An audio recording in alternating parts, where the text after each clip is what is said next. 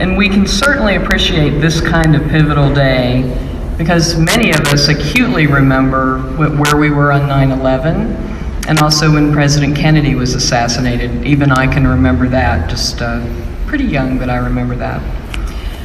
These, of course, are days of extreme and indelible impact. Though many expected a war on the horizon, December 7th, 1941, that day that would live in infamy, plunged the nation into a global conflict like no other. And Pennsylvania, as it has during every war and every time of crisis, was pivotal in its support of the war effort, sending thousands of young men and women to the war front. And at home, its vast industries provided the supplies, hardware, and sustenance to support and bring the war to its eventual successful conclusion. We at the State Museum and PHMC are charged with preserving the material culture of Pennsylvania's story so that we can tell that story, sharing it with thousands of visitors, including 40,000 school children who visit every year. We're excited today, on December 4th, 3 days before the Pearl Harbor anniversary, to inaugurate an exhibit telling the saga of the USS Pennsylvania, flagship of the U.S. Navy, a ship that was an incredible witness to history and actor over 2 world wars. This Pennsylvania namesake vessel survived Pearl Harbor, and we're excited to share that exhibit with you in a few moments. We have a kindred spirit locally in WITF, public broadcasting, and specifically in WITF executive producer Scott Lamar. In talking with Scott at a public history planning session discussing the 75th anniversary of World War II, and also the upcoming centennial of World War I, America's involvement, we learned that Scott had had the privilege of interviewing several Pearl Harbor veterans from the Harrisburg area. We thought it would be fitting at the time of the opening of this exhibit and the 75th anniversary to ask Scott to share some of his insights and stories he learned from these incredible witnesses to history who lived in our own backyard. And let me give you just a little bit of background on Scott. Currently, as many of you know, Scott is the host and executive producer of the daily Smart Talk News and Public Affairs program on WITF 89.5 FM and WYPM 93.3 FM. With Scott acting as executive producer, Smart Talk has won Pennsylvania Associated Press Broadcast Awards every year since its debut in October 2008. And Scott has been the host of the show for several years, but Scott's been involved for, about 17 years since the Smart Talk initiative started at WITF. Previously, Scott was WITF TV's senior public affairs producer. He also produced the station award-winning weekly public affairs TV program Smart Talk and the Issues PA series on Public Television Network, the Pennsylvania Public Television Network.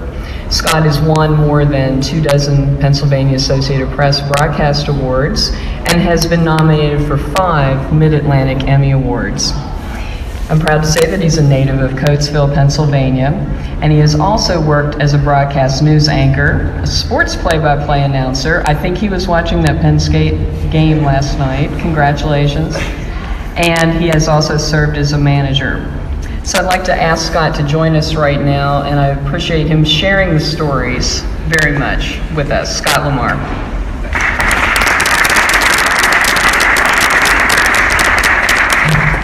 Thank you very much, Beth, and I'm not used to that. I touched it and it made a noise. Thank you very much. It's indeed an honor for me to appear today, to be asked to appear today, but I have to say that the real honor is in this exhibit, talking about this exhibit, Pennsylvania at War, the saga of the USS Pennsylvania, and honoring the men and women who fought in World War II, especially. It's what I'm going to tell. Most of the stories that I have here today are about World War II veterans. That's why a journalist, talk show host, and amateur historian is here to pass along a few of those stories. I often say to my guests when they come on the talk show, tell me a story. Everyone has a story to tell. Well, the World War II veterans that I have spoken to, and those here on the home front, just have incredible stories. One of the characteristics of those of us who love history have, or at least had at one time, I think we still have it, is that when we first discovered that we were fascinated with the past, is that we really got joy out of that sense of being close to history, whether it was something that influenced Pennsylvania history or American history. And I think that this exhibit and the USS Pennsylvania certainly fits that description.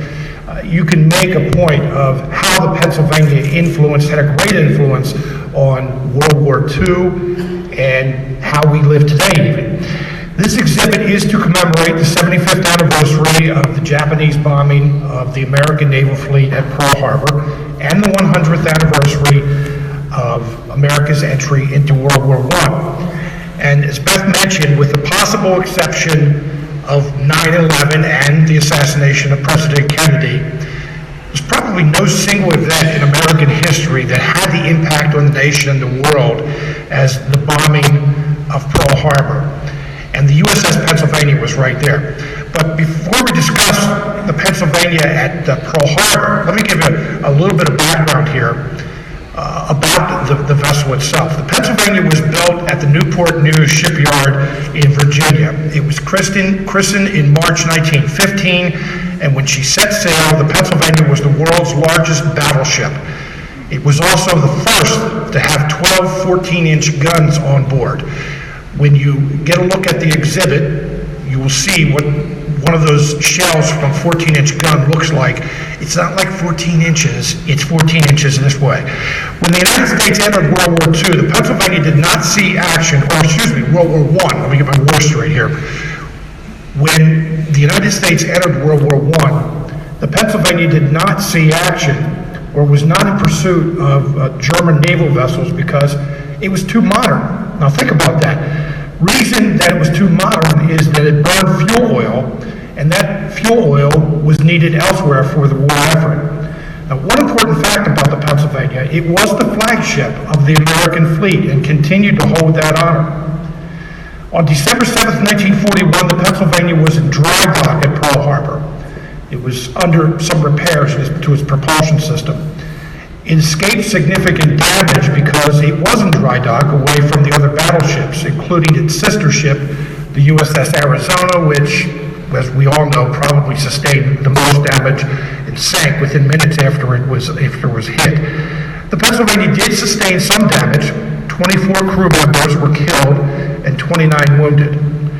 The two destroyers that were docked in front of the Pennsylvania, the Downs and the Cassin, were heavily damaged, and you'll see the photograph that is taken from, you see the Pennsylvania head on, but you see the Downs and the Cassin and debris all over the place inside the water. The Pennsylvania fired at the Japanese planes even before general quarters were sounded. The Pennsylvania probably fired the first shots of World War II from an American naval vessel. Now think about that. The very first shots of World War II from a naval vessel probably fired from the USS Pennsylvania. All told, the Pennsylvania fired nearly 56,000 50 caliber shells that day. The Pennsylvania was repaired in San Francisco and patrolled along the West Coast in 1942. Now, after the experience of several early naval battles in the Pacific, battleships like the Pennsylvania were refitted with anti-aircraft guns. They found that that was probably the best way for them to defend themselves. And as the military strategy became island hopping, the United States Navy, or allies, but the United States mostly in the Pacific, would go from one island to the next, idea to eventually get to Japan. But what battleships would do is bombard beaches before infantry made their way onto those beaches. Now, the Pennsylvania was part of that strategy, assisting in the invasions of the Aleutian Islands, the Marshall Islands, and the Philippines. Along the way, the Pennsylvania fired almost 6,900 14-inch shells. In the late summer of 1945, the Pennsylvania left for Okinawa to support the fleet there. The very first day the Pennsylvania was anchored at Okinawa, August 12, 1945, the ship was torpedoed by a Japanese plane, killing 20 crewmen and wounding another 10. 2 days later, the Japanese surrendered, making the Pennsylvania the last major ship damaged during World War II.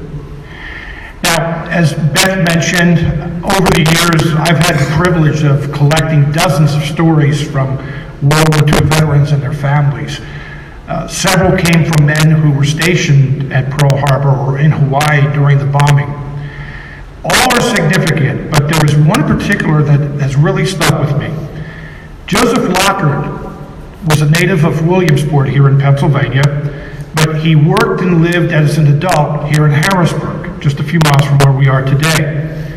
On December 7th, 1941, then 19-year-old Joe Lockard was an Army private who was a radar operator at Opana Point in Hawaii, just a few miles from Pearl Harbor. Now, radar was new at the time. I mean, today we have radar, we use it for so many different reasons and causes. It's not just military, but it was still relatively new at the time. And one of the things that's even hard to get your head around today is that, remember, this was peacetime. So radar was being operated just a few hours a day in Hawaii. Joe Lockard and he had a partner by the name of George Elliott, and they were manning the radar station. They were supposed to be at their station until 7 a.m. and then they were going to go get breakfast. The radar station wouldn't be manned after 7 a.m. Well, the truck that was to pick them up to take them for breakfast was a little bit late, so they decided, George Elliott was relatively new, so Joe Lockard decided that he would continue to train George Elliott, so they left the radar unit on. A few minutes after 7, they saw a large blip on the radar screen, and neither one of them had ever seen a blip like that. They didn't know what this was. So they called down to, there was a fort, they called down to headquarters, and there were people there who were called plotters, who would plot what they saw on radar. Well, the plotters took off at 7. That's what they were supposed to do. They took off at 7. So Joe talked to a switchboard operator, described what he saw. Well, this is a switchboard operator, so he didn't know what it was. Well, there also was a new lieutenant there. He put the new lieutenant on the line and described what he saw, and the lieutenant didn't know either, but he said, forget it. B-17s are supposed to be coming in from the mainland, and that's probably what you're seeing. Lockard, they found out just a short time later when the truck did arrive and they were driving down toward the island, or toward Pearl Harbor, I should say, when they saw the smoke, that those were not B-17s from the mainland, that the United States was under attack. This was about 130 miles out at the time. They had lost the planes in the mountains, so when they were off the screen, it was like, okay, it must be the B-17s. Now, Joe Lockard, he told me, and again, when I sit there, I just have chills going up and down my back thinking about this. He said that if those planes had just taken off from the carriers, the Japanese carriers, 15 minutes or 30 minutes earlier, that the plotters, maybe they would still be on duty, and they would have taken a little more seriously. There wouldn't have been a new lieutenant or a switchboard operator they would have talked to. That may not have stopped the attack, but we may have been more prepared to fend off an attack. Then there's a story of Major Henry Hank Heim. He's from New Cumberland. Hank Heim became a pilot and flew bombing missions in both World War II and Korea. But he was 22 years old and stationed at Hickam Airfield in December 1941. That morning he was sitting on his bunk writing a letter to his brother when he heard planes buzzing all around the airfield. Some of his bunkmates cursed the Navy for doing maneuvers that early on a Sunday morning. Well, just a short time later, they heard machine gun fire and explosions. Hank ran to the window, saw planes ran as fast as he could. He was a machine gunner, ran as fast as he could to a hangar so that he could get to a machine gun. Well, the planes were all shot up or had been bombed, but he jumped into a damaged plane and began returning fire. The Japanese, they knew they were getting shot at from this plane on the ground, so they targeted him. 2 planes came in. They strafed the ground, were continuing to shoot at his plane. He shot at these 2 planes. He saw a puff of smoke and just one return, but he thought, it's time to get out of this plane. He saw an irrigation ditch, ran for it. The whole time that he's running for this irrigation ditch, there's bullets hitting the ground all around him. He said that the noise was just unbelievable. It was like one continuous roar. But then he said all of a sudden it just stopped. Now, what we know today is that the Japanese strategy was to cripple the planes on the ground so that they couldn't get up into the air, and then the Japanese could target the battleships or the ships.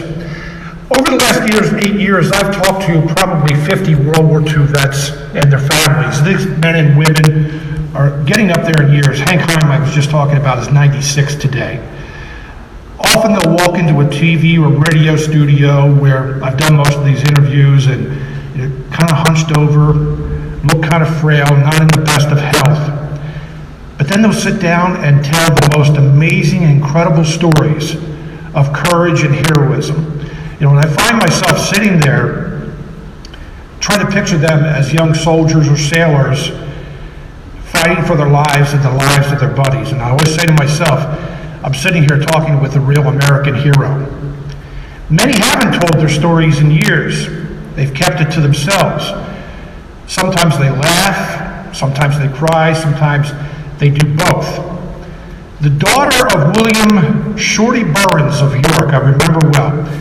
She told me that her father had never told his war stories before sitting down with me. Shorty was almost jovial. I mean, you have to picture a guy named Shorty has to be jovial, right? But Shorty was almost jovial as he told his stories. He was a gunner on a B-25 bomber that was shot down over the South China Sea in March 1944. He and his surviving crewmates floated on a raft for almost 5 days with 2 cans of fresh water. An American submarine picked them up. Shorty and a lot of his raft mates were transferred to another ship, which was hit by a Japanese kamikaze suicide plane. Burns was hit by flying glass and debris. He suffered some minor injuries, but when he came to, or the smoke cleared, he was able to look around. He said everyone around him was dead. A few years ago, Shorty Burns' daughter gave him a gift of a cruise in the Caribbean. Now, he said, I have to fly to go to that ship. And he hadn't been on a plane since he was shot down, so he's a little bit leery about this.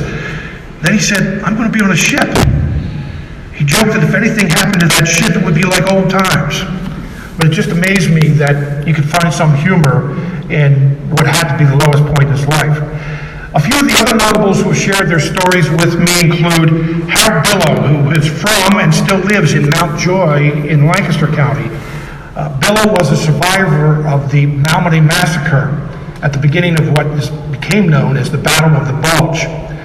He was one of more than 100 American soldiers who were captured by the Germans, herded into a field, and then mowed down by machine guns and rifle fire.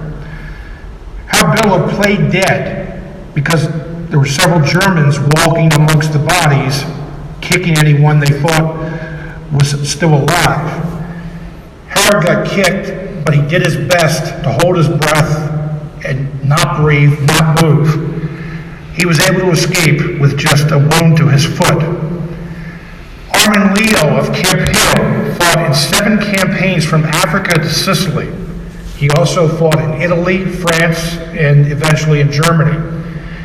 Now, Mr. Leo was one of those who had a lot of funny stories as he sat down and reviewed them or told me about them. He complained to me that all the Germans he captured never had any money. He said every German his buddies captured had cash, but he always got the poor Germans. So apparently that was a game that American soldiers played as well. But then Armin Leo got very serious, and he broke down as he was describing his time in Anzio in Italy. Because there was one night there where Armin Leo shot and killed 2 Americans. He was on guard duty and under orders that if he didn't get a password, he was to shoot. Those were his orders. An American patrol came in, didn't give the password, he followed orders, he shot and killed 2 Americans. Not surprisingly, my sense was that this was not only the biggest regret of his life, but probably the most significant. I wanted to conclude by telling my own family story.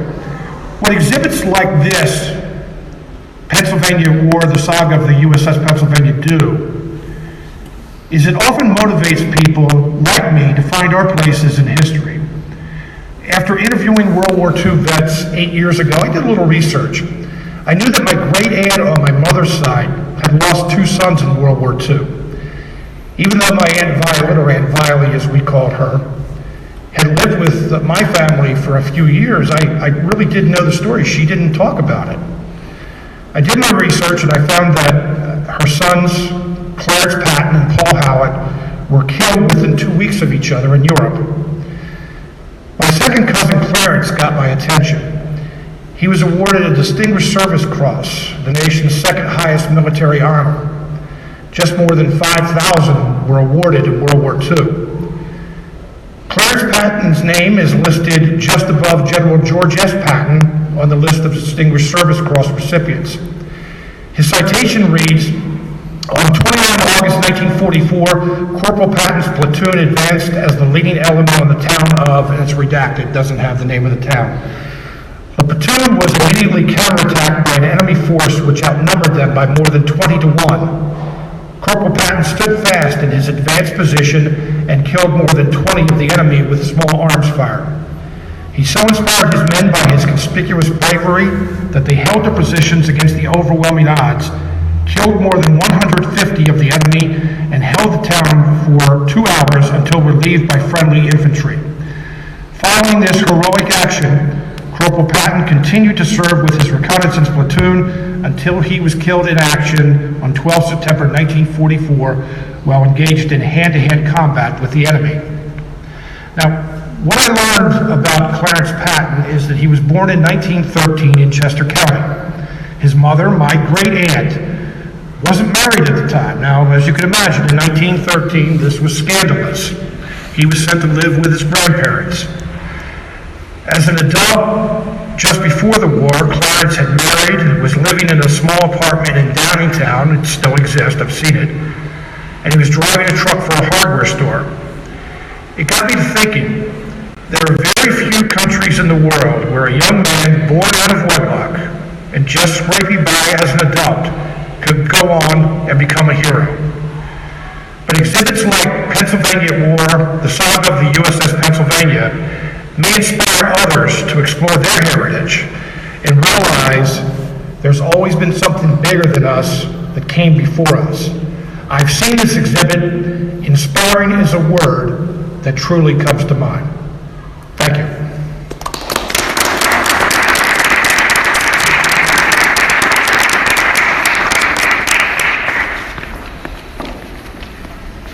Thank you much, Scott, and certainly your testament to the bravery of these people that you've met is also very inspiring, and thank you for sharing that with us. The exhibit is a part of a multi-year-long initiative by PHMC to focus on the 2 anniversaries, the 75th of World War II and the upcoming 100th anniversary of American involvement in World War I. I want to briefly just acknowledge that we have had an internal committee. A couple of folks are here that have been serving on that in PHMC to plan content during these anniversaries. One of the things, obviously, we knew that we had this wonderful collection of things associated with the USS Pennsylvania, so the exhibit that you're going to see today is the first installment. In April, we plan to open a gallery just beyond that to focus on the State Archives collection of World War I posters that are quite incredible. Pennsylvania Heritage Magazine, I'll do my little commercial here. Pennsylvania Heritage Magazine is featuring articles about the World Wars for the next couple of years, and we're very proud to have that. It's actually for sale in our museum store downstairs. But I also want to mention this is what you get when you're a Pennsylvania Heritage Foundation member. And Scott, you're going to become a member as a thank you today. That's going to be our gift to you. But on to the exhibit. I want to first thank Michelle Ensminger, our Chief of Exhibits, for designing and implementing the exhibit. Her team, as well as Mike Early, who is the head of our operations and our shop, for building the exhibit. But the man who started it all and is pivotal to this exhibit as the curator of the exhibit is Robert Hill. He's curator of history at the State Museum. He's been associated with us for about 18 years.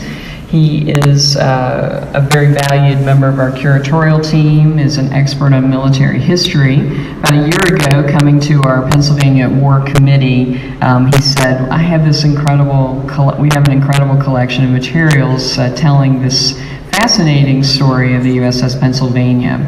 So Bob Hill, I'd like to bring him up and acknowledge him and thank him for a wonderful exhibit, and let him say a couple of words and thank some other folks.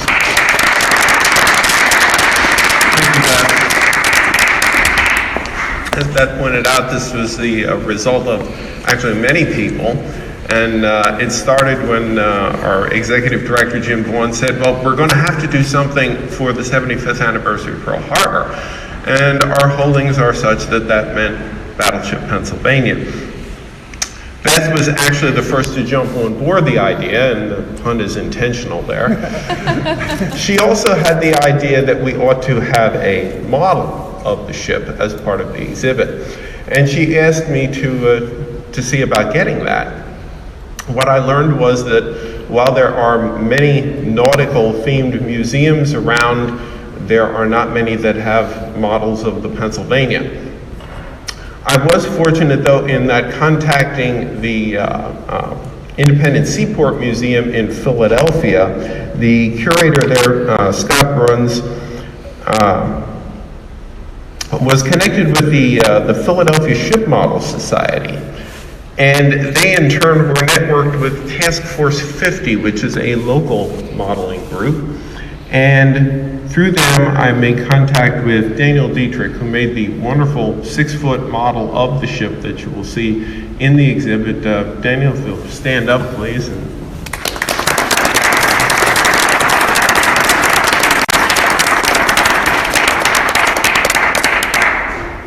Ideally, by the time I had learned of him, I would have accepted pretty much anything halfway decent that anyone would have offered me.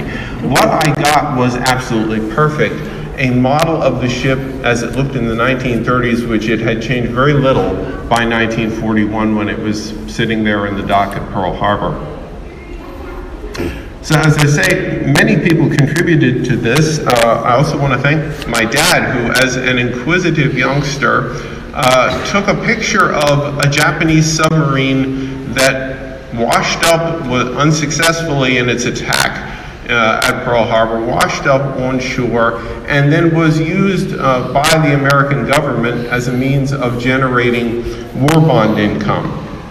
When the sub was brought to his hometown of Reading, my dad took a very excellent picture of it, and of course then I didn't have to ask for permission really to use it, and you will see that in the exhibit, so thanks, Dad.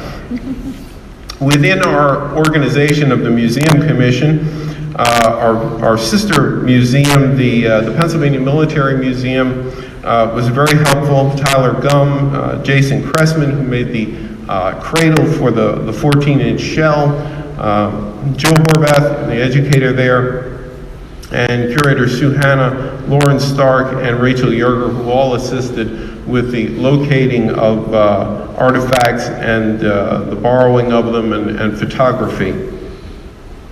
Additionally, our sister organization here within the complex, the State Archives, Rich Saylor was very helpful in producing two very good scans of their archival posters for World War I and one for the Remembering of Pearl Harbor event. As Beth mentioned, within State Museum staff, of course, the Exhibits Division, Michelle Ensminger, the chief of that section, Don Giles, who's in the front row, and you'll see walking around. We don't recognize Don if he doesn't have a camera in his hand, but he usually does have one. Alan Byler, now at the back of the room, but responsible for the sound system here and the sound kiosk in the exhibit. Kathleen Ellsbury, who did graphics and label printouts. Jonathan Schreffler, I'm not sure if I didn't see Jonathan, but he had mentioned to me that he might be here. No? Who did the artifact mounts, and Danielle Perdue, who did revised labels for the Silver Service, which is in the adjoining Pennsylvania Icons exhibit. Beth mentioned Mike Early with our building manager, also Lonnie Weimer, Troy Bixler, and John Miller, who were instrumental in transporting and positioning the artillery shell within the exhibit. Nelson Ortiz, who did the exhibit cases, and I saw earlier today, I don't see him now, Ron Lee, who I know was helpful in particularly putting the large vitrine over the battleship model and making sure that it cleared the mast, which had me holding my breath for a moment. In the education section, Jenny Ashton, Sherry Trimble, and Amy Jukas, who will be working with the educators and volunteers. And particularly I want to acknowledge Bobby Glass, who used her sewing skills to fabricate the powder charge bag, which you will see positioned next to the artillery shell. External Affairs and Publications, Howard Pullman, I see him back there. Kyle Weaver, the editor for Pennsylvania Heritage Magazine, and Sean Atkins here in the front row, and making sure that this all goes out as we do it onto the internet. And finally, for my own section of the curatorial division, Kurt Miner, our senior curator here for history, who was very helpful in helping me edit the script. My assistants, Karen Barlow, Carol Buck. I saw Carol earlier today. I'm not seeing her at the moment. Jen Glime and Diana Zeltman, who were very helpful in tracking down all the artifacts, getting them, tracking their movements, and getting them into place when they were needed. And also the collections management section with Mary Jane Miller and Rupana Culp, who kept the paperwork for the loans all straightened out. Would also like to thank my curatorial ancestors, the people here who gathered the collections together before I was here, and I saw one of them, John Zbrzina, is back here with us today. And associated with that, of course, the veterans of the ship themselves, particularly John Brain, Roland Stabler, Charles Shetler, Jess Dennis, and Henry Buski, all of whom donated their own possessions, and Henry Buski in particular was very instrumental in having the Silver Service donated here to the State Museum. They made it possible for us to preserve and to present this part of our history. And finally, we should all remember the 55 crewmen who gave their lives during World War II, and keep them and their sacrifice in mind on this particular day. Thank you all.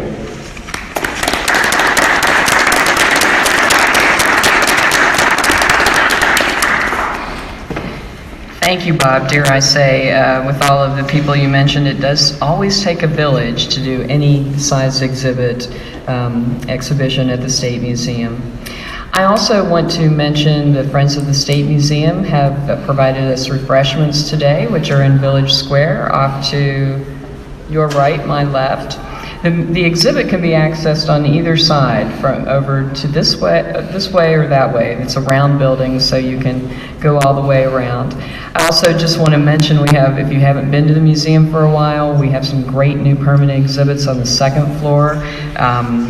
Pennsylvania Turnpike opened last year. There's also a great Civil War gallery on the second floor, as is there's a Homefront gallery just to my right also. So you can kind of look at Pennsylvania's role through several wars. There's a wildlife exhibit on the third floor, wildlife art exhibit that ends this month. And we've just restored several of our Mammal Hall dioramas in the Carboniferous forest on the third floor. So there's a lot to see today. Lastly, before we leave this area, and I'm not sure that he's back from lunch, but I just wanted to acknowledge one of the family members at the State Museum. Robert Griffin is retiring today. This is his last day. Robert, if you hear me somewhere, he is on security detail and he is wandering around the building or at lunch, one of the two. We're very appreciative of his service and want to salute him on his final day at the State Museum. I want to thank everyone for attending, and I want to wish you happy holidays and enjoy meeting Bob, Mr. Dietrich, and the rest of the staff who are here and several friends, and I really appreciate your presence. Have a great day.